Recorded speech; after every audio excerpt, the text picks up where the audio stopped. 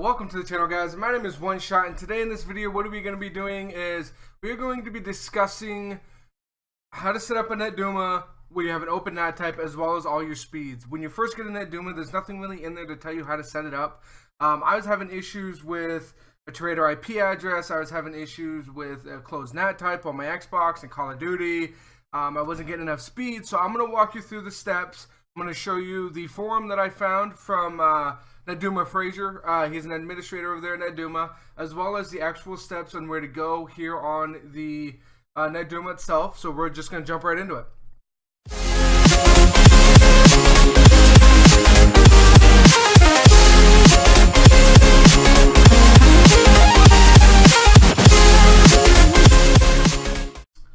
So right here it says input your expected speeds into bandwidth settings. Don't let it auto set up. What they are talking about there is if you go into here, and now this is also for your faster speeds. Bear with me on that. What they are talking about there is don't worry about this up at the top. I'll talk to you about that in a few minutes. Set bandwidth. So I get 300, a minimum of 300 megabits per second. So what it is telling you to do right here is this is what it's talking about. Input your speed. So you're going to input your download speed and your upload speed. And this is what they're saying when you don't let it auto set up. When you say update bandwidth, it says, would you like the router automatically configure to handle your speeds? If you hit that, hit no. Sometimes I have to click on update bandwidth for the download and upload speeds to take effect. And then I just hit no anyways, and it takes care of everything. So the congestion control settings, those are right here. Got the little slide bars. What they're talking about here is preemptive algorithm if your speeds are less than 60 megabits a second, or reactive algorithm if they're over 60. So this is what they're talking about here. Preemptive if it's 60 or less, reactive if it's over 60. 100% anti-flood, that's this right here, download cap, upload cap. And then it says reset device prioritization. I'm not going to do it now because I have this all set up for me, but that's what it's talking about right here. Reset distribution, that'll bring all of these to the exact same as everybody else. Share access enabled, that is right here, as you can see. And then settings. So this is where it gets kind of confusing a little bit. Okay, so it says disable IPv6 in WAN, LAN, and miscellaneous. What you're going to do is you're going to come over here to settings, miscellaneous. You're going to find IPv6, which is right here. Normally it's always undone on mine, even when I first got it, so I didn't have to worry about it. However, when you go here to WAN,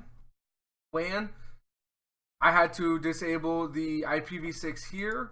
LAN, you have to disable the IPv6 here. And then to disable deep packet and miscellaneous, that is always checked on mine. Like if I reset it or anything, that is up here on that check mark. And then it says enable turbo mode miscellaneous if over 120 megabytes per second. So that is right here, turbo mode right here. And then it says enable super turbo mode if over 300 megabits, and that's right here.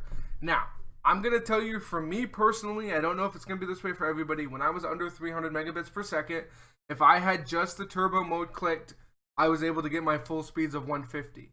However, with super turbo mode clicked and turbo mode not clicked, I now have over 300 megabits.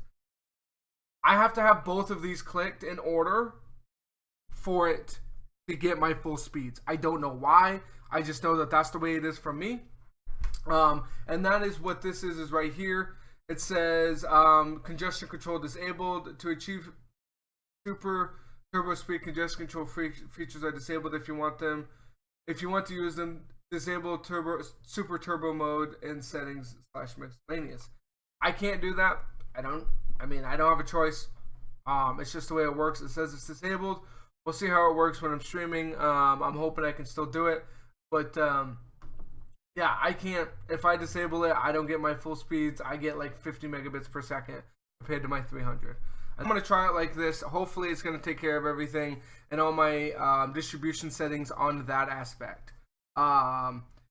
If I still have issues, I'll probably take off super turbo mode and probably go ahead and put on turbo mode. Just leave it on that and I'll be completely fine because I'll still have the same download speed. Now, going over here to the NAT type, and it says hard turn off your console.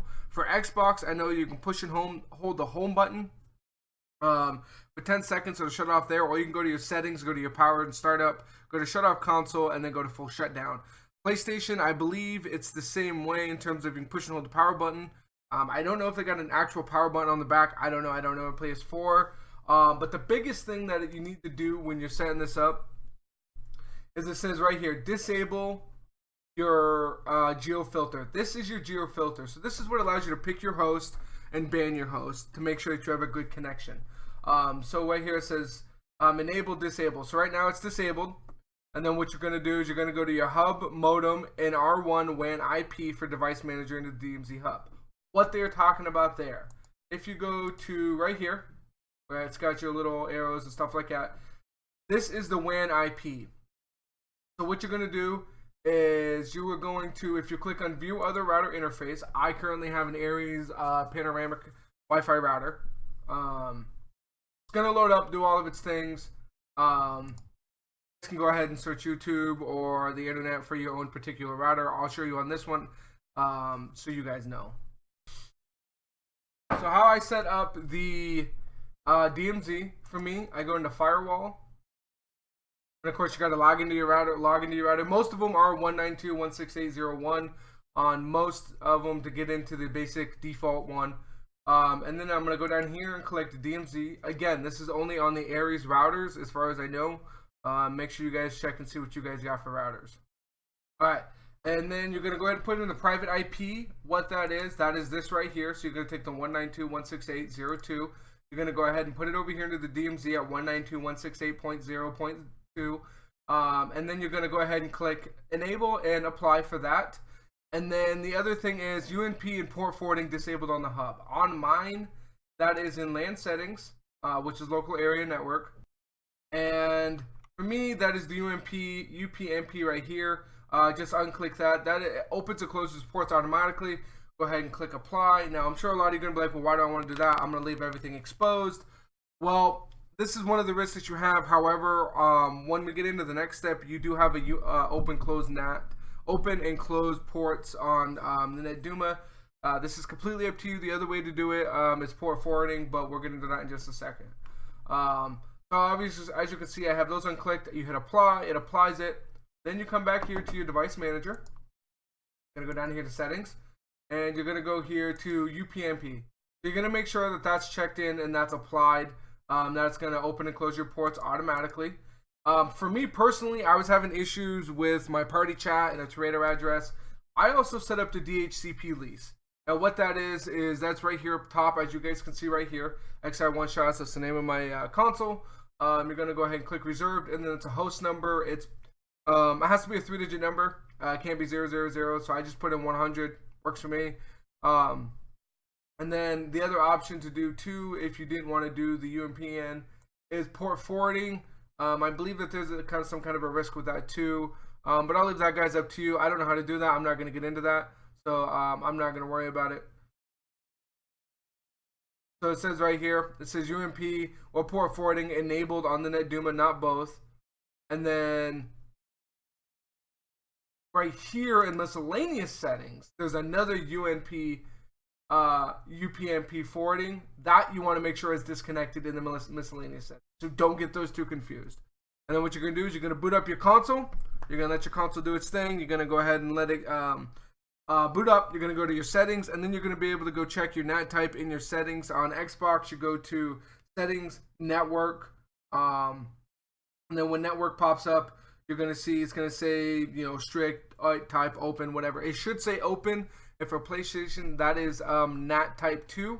And then also when you get into your game for like Call of Duty especially, it should say NAT type open there as well. But thank you guys for watching. I hope that this helped you guys out greatly and immensely. I appreciate you guys watching the video. If you guys did enjoy this video, leave a like down below. I also have a elite controller setup video and a party chat settings video in your Xbox. If you guys would like to check that out. But this is XI1 Shots, and we're going to check you later.